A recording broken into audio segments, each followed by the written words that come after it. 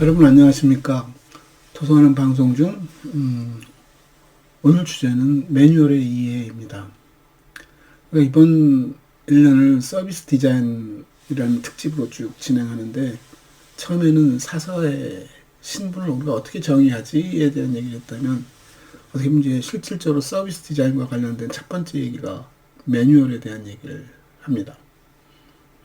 그 매뉴얼에 대한 얘기는 상당히 의미가 있다고 저는 생각하는 게 문헌정보학과에서 가르치는 내용, 아니 그걸 떠나서 도서관이라는 현장에서 우리가 하는 일들을 가만히 들여다보면 우리가 가끔 사서 선생님들이 이제 착각하는 대목 중에 하나가 뭐냐면 이용자가 고객이 찾아서 질문했을 때 상당히 두려워합니다. 그 두려워하는 이유가 뭐냐면 저 사람이 물어보는 내용을 내가 과연 알까?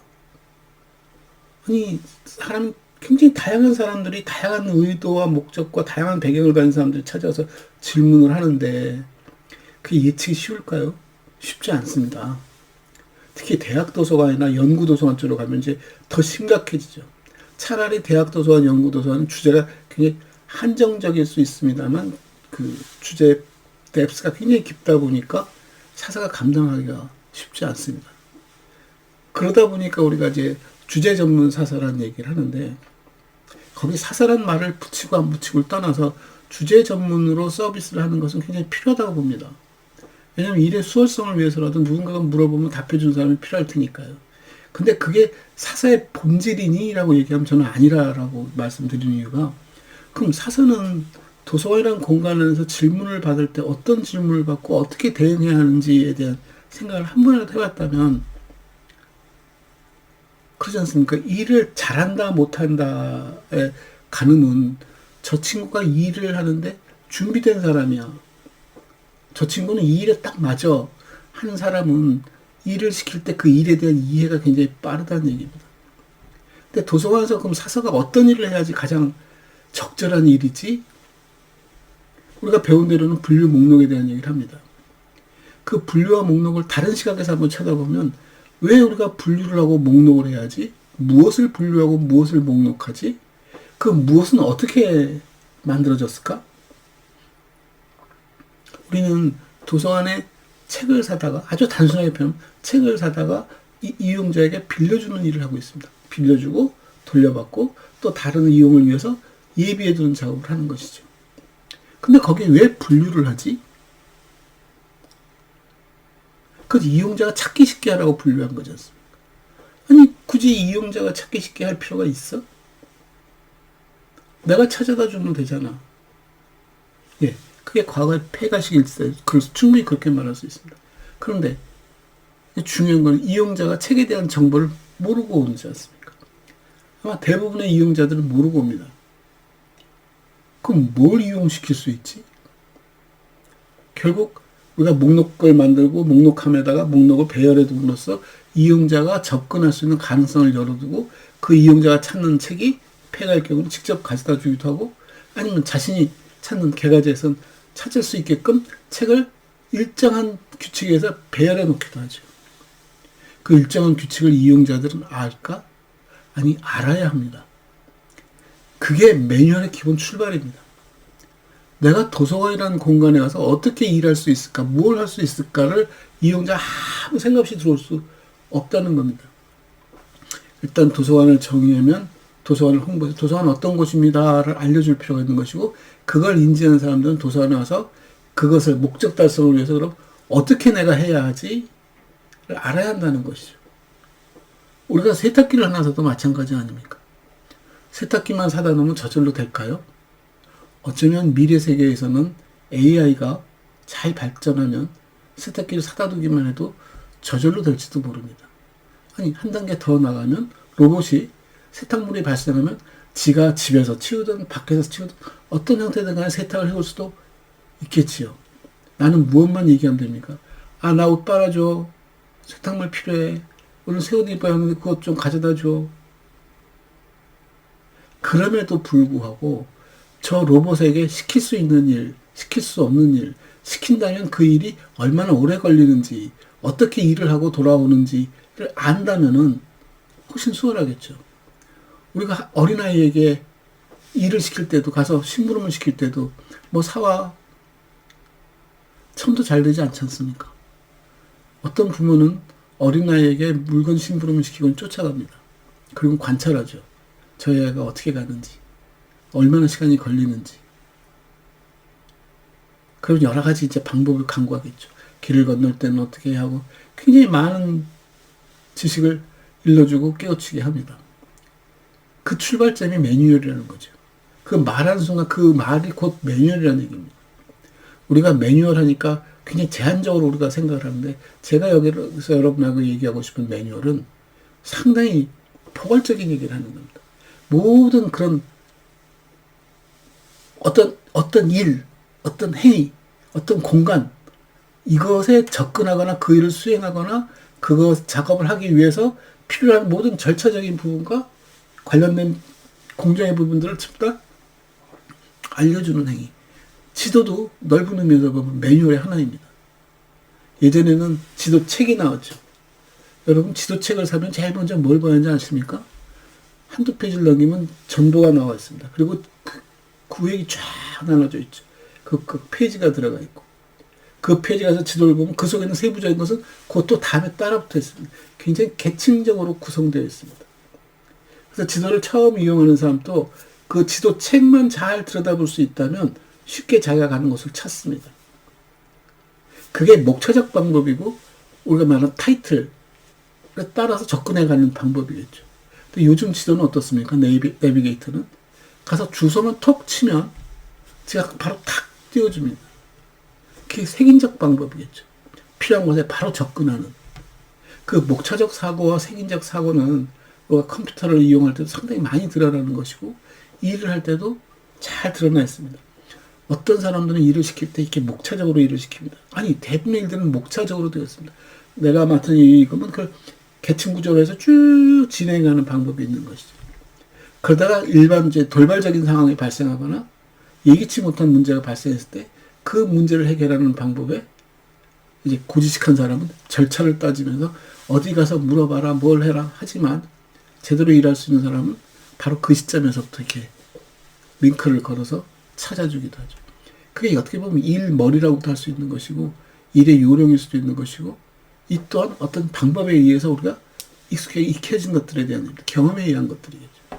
이 경험을 포함해서 이 모든 것들을 표현해주거나 그 일을 수행하기 위해서 필요로 하는 것들이 전부 다 매뉴얼이라고 정의한다면, 도서관도 그 매뉴얼을 통해서 이용해야 하는 공간인 것이고, 그거를 작동시키는 사서야말로 그 자체가 매뉴얼이라는 얘기입니다. 그러니까 본인은 이용자가 질문할 때 그 질문이 내가 모르는 주제에 내가 모르는 영역을 물어본다고 생각하는 것이 아니라, 예를 들어서 과학에 대한 질문을 받는다 하더라도 최소한 문해의 차원에서 사서가 알아야 할 과학의 얘기는 과학의 지식이 아니라 그 과학의 구조에 대한 얘기, 그 과학이 우리 도서관에서 어떻게 구성되어 있고 어떤 단계까지 있고 어떻게 접근할 수 있어라는 그 접근 경로, 소위 그 매뉴얼에 대한 이해가 되어 있어야 하고, 본인이 그 매뉴얼이라는 시각에서 이용자에게 어디를 접근해봐라, 무엇을 이용해봐라, 어떤 식으로 해봐라가 준 질문의 답이지,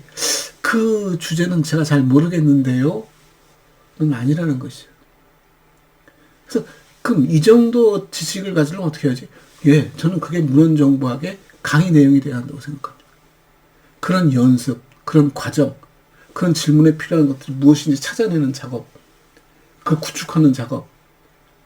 아까 일머리 얘기했지만, 일을 잘하는 사람은 예비하는 사람입니다. 아, 다음에 온 사람 무슨 질문 할 거야? 준비해 놓을 수 있는 사람들이죠. 대부분 일하러 가서 이렇게 고객으로 가서 이렇게 보면은, 일하는 사람들 들여다보면 어떤 사람은 질문하면, 네, 너 그거 물어볼 줄 알았어? 하고 행동하는 사람이 있는가 하면, 어떤 사람 질문하면, 그게 우리 가게에 있습니까? 라고 거꾸로 되물어보는 사람도 있겠죠. 사서는 다 가서 배우면 되는 거지가 아니라, 사서이기 위한 전제 조건이 그런 것들이라는 것. 우리가 교육을 받고 전문직이라고 주장하는 이유 중에 하나가 이런 것들에 대한 전문성에 대한 얘기입니다. 근데 이런 전문성에 대해서는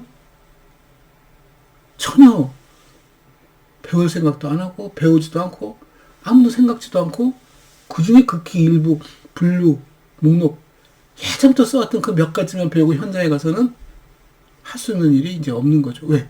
분류 목록도 내가 안 해도 돼. 그 본인이 매뉴얼을 익힙니다. 어떻게 하면 다운로드 받을 수 있고 어떻게 다운로드 받고 절차적인 걸 배우죠. 그 절차적인 것들이 다 옳을까요? 우리 도서는 항상 맞을까요? 그렇지 않습니다. 그럼에도 불구하고 그렇게 하고는 거기에 따르라고 강요하는 거죠. 제가 그래서 가끔 키오스크를 비판하는 이유도 그겁니다. 키오스크라는 기술이 잘못됐다는 게 아닙니다. 키오스크 역시 서비스입니다. 사람과 어떤 공간, 어떤 일들을 연결해주는 중간 역할을 하는 것이고, 이게 일을 잘해야 일이 잘 진행되어지겠죠. 그래서 이 일이라는 건 결국 평소에 했던 일들을 잘 정리해 놓은 것인데, 이게 소통 과정에 어떤 시각으로 만들었느냐에 따라 다르다는 거죠. 그래서 이게 고객 중심으로 설계가 되었는지, 아니면 사용자, 관리자 시각에서 만들어졌는지, 아마 대부분의 우리가 알고 있는 홈페이지들이 그런 관리자 시각에서도 준비되어 있습니다. 왜냐면 홈페이지를 만든 사람이 사장이 우리 홈페이지 하나 만들어 볼까 하면 자기가 하고 싶은 일들을 순차적으로 쫙 해서 그냥 백화점식으로 쫙 펼쳐서 써 넣으라고 하지만 이용자는 아까 어떻게 접근한다고요? 필요한 부분만 톡톡 찾아 들어오는데 거길 어떻게 찾아가지? 그 소위 메뉴라는 것. 메뉴도 알고 보면은 매뉴얼의 한 형식입니다. 목차가 그렇다는 얘기죠. 책을 살 때 목차를 들여다보면 전체 윤곽을 들여다보고 어떻게 구조화되었는지를 보는 거죠. 구조를 쳐다보는 거죠. 구조를 이해하면 접근하기가 훨씬 수월합니다. 그래서 저는 매뉴얼이라는 얘기, 매뉴얼은 어떻게 만들고 하는 얘기가 아니라 그런 매뉴얼이 우리다라는 얘기 좀 인식해 주셨으면 하는 얘기고, 이제 그 다음에 중요한 게 뭐냐면, 참 역설적인 얘기인데, 사서 선생님들 붙잡고 100이면 100 물어보면 다 같이 하는 답이 있습니다. 선생님은 매뉴얼을 만들어 보셨습니까? 아니요. 왜 매뉴얼을 만들지 못하죠? 안 하죠? 못하죠? 거의 같은 질문입니다. 그걸 내가 만들어야 합니까? 예전에 다 만들어준 거 쓰지 않았습니까? 그 눈에 보이는 현상들이지. 그 만들어진 것을 쓴 것이 아니라 그 누가 왜 만들었지를 따져보면 그 왜 만들지의 원인을 제공해 준 사람이고 만들라고 요청했던 사람이 누구냐면 사서라고 저는 생각합니다. 야, 이러이러한 질문이 들어오는데 이 질문을 내가 일일이 다 답할 수도 없고 다 외울 수도 없어. 어젠가 그제 TV에 보니까 지나가다 보니까 어느 편의점의 관리자 사장님이 편의점 물건을 완벽하게 위치를 파악하고 있더라고요. 물건을 배열하는 법에 대한 인식, 철학도 굉장히 강한 사람이고. 예전에 제가 문헌정박과 처음 부임했더니 그때 어느 한 분이 자기가 알고 있는 사서선생님, 영국의 사서선생님 한 분이 정년에서 은퇴를 하는데 그 도서관이 굉장히 슬퍼했다더라. 알고 보니 그 정년하신 사서선생님 도서관에 무슨 책이 어디에 꽂혀있는지를 꽉 깨고 있어서 그 사람이 바로 도서관이다 라고 얘기를 하더라고요. 우리가 AI를 얘기하고 있고 데이터베이스를 얘기하고 있고 시스템을 얘기하는 이유에 99%는 뭐냐, 우리 기억력에 대한 얘기를 하는 겁니다. 데이터를 처리할 수 있는 능력에 대한 얘기를 나누는 것이죠. 그 처리하는 방법과 데이터의 양에 대한 처분하는 그 메커니즘은 인간이 개발해 준 것들이죠. 결국 인간은 자기가 갖고 있는 역량 중에서 그 방대한 양과 빠른 속도를 기계로 대체했을 뿐이지 그거를 다 외우고 있다는 것은 어떻게 보면 데이터 양이 적거나 데이터를 이용하는 사람들의 패턴이 굉장히 단순하다는 얘기일 수도 있겠죠. 제가 그걸 비하하자고 드리는 말씀이 아니라 매뉴얼은 절차적인 부분이고 사설한 사람들 그 자체가 매뉴얼이다 보니까 그걸 만들어서 비치하는 것은 내 몸이 할 수 있는 역량을 도움을 받는 작업이지 않습니까? 빠르게 처리하고 많은 양을 처리하고 다양한 사람을 만날 수 있는 기회를 폭넓게 만들어내기 위해서 도구의 도움을 받는 것이죠. 그런데 그런 매뉴얼을 만들 줄 모른다?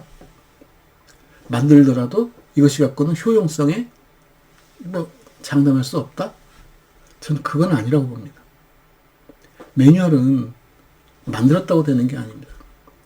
우리가 물건을 사면 사용설명서, 뭐 조립설명서, 별별 설명서들이 다 붙어서 들어옵니다. 그거 제대로 읽지 않거든요.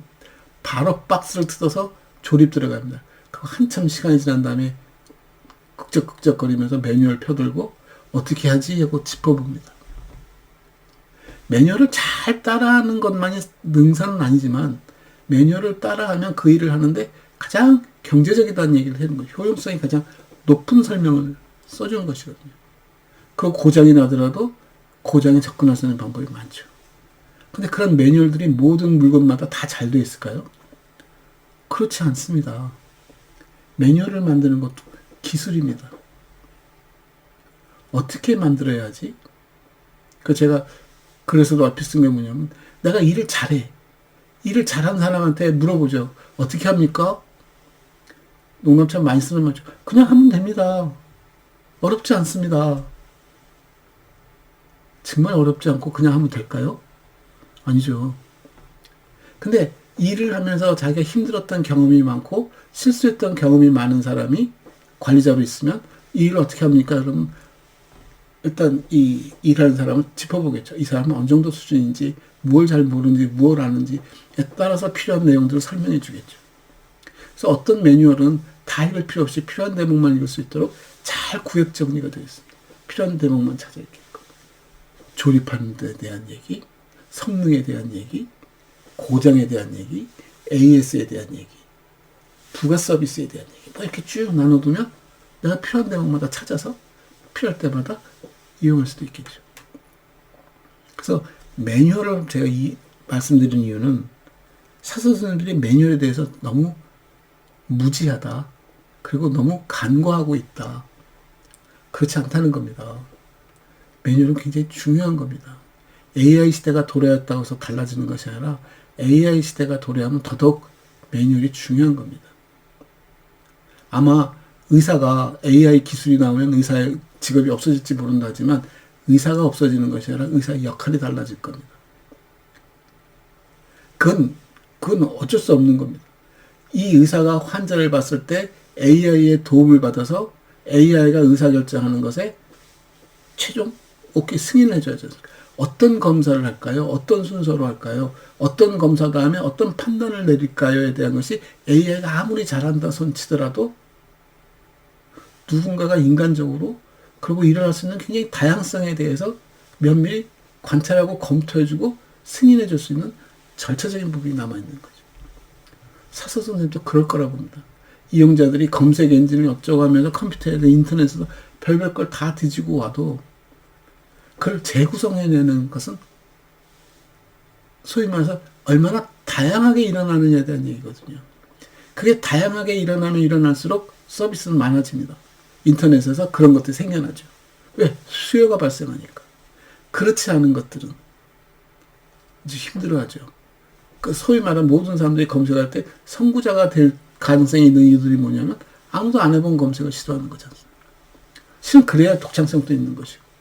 근데 아무도 안 해본 검색을 시도할 때 어떻게 검색하지에 대한 문해력, 거기에 대한 이해력은 어디서 배우지? 사사한테 배우면 된다고. 사사가 제공하고 있는 공간, 사사가 제공하고 있는 서비스는 그걸 담보하고 있지 않을까? 아니, 해야 하지 않을까라는 게 제 개인적인 생각이기도 합니다. 그래서 오늘은 문해가 중요하구나를 인식하는 작업과 저런 문해를 내가 한 번도 만들어 본 적이 없네. 어떻게 만들지? 내가 동네 약도를 만들어서 누구 나눠주고 싶은데 약도는 어떻게 만들지? 약도에는 어떤 특징적인 것이 필요하지? 동서남북도 중요할까? 길의 크기도 중요할까? 방향과 크기에 따라서 위치 거리 개념도 중요할까? 이런 모든 것들에 대한 경험, 시행착오, 그걸 통해서 본인이 현장에서 일을 할 때는 좀 더 세련되게. 그래서 옛날 학생들에게 도서관에는 우리가 안내 표지판들이 잘 되어 있을까? 잘 되어 있지 않습니다. 다 뭐에 의존하냐면 네가 알아서 해. 잘 알잖아. 그 잘 알자는 게 제일 무서운 거지만 잘 알잖아 해놓고는 자기가 수시로 바꾸기도 하죠. 그 바뀌는 것에 대해서 현재 비치되어진 것들에 대한 정보가 그다가 없습니다. 그냥 사람이 시간을 투자해서 보내는 거죠. 그리고 익숙해지면 거기만 이용하는 거죠. 그리고 굉장히 이용 잘하는 사람처럼 보이지만 안타까운 거죠. 익숙해지니까.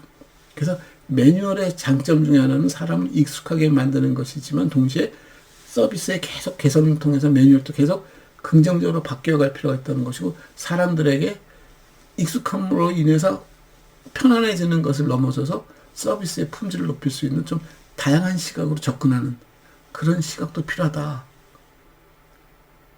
제가 이번 시간에 여러분들에게 하고 싶은 얘기가 매뉴얼을 잘 만들자. 이게 매뉴얼이다라는 의미보다 아하 우리가 곧 매뉴얼의 역할이고 매뉴얼을 제작하고 운영하고 또 매뉴얼을 통해 사람들이 하는 것을 관찰하고 개선하고 사람들이 익숙해지면 적당하게 어느 시점에서 새로운 서비스를 넣어서 사람들 좀 더 자극도 주기도 하고 이 모든 걸 담고 있는 것이 매뉴얼이다. 그래서 사서의 역량, 사서의 전문성 안에서 매뉴얼이 차지하는 비중은 상당히 크다라는 말씀을 드리고 싶어서 오늘 시간을 마련해 봤습니다. 감사합니다.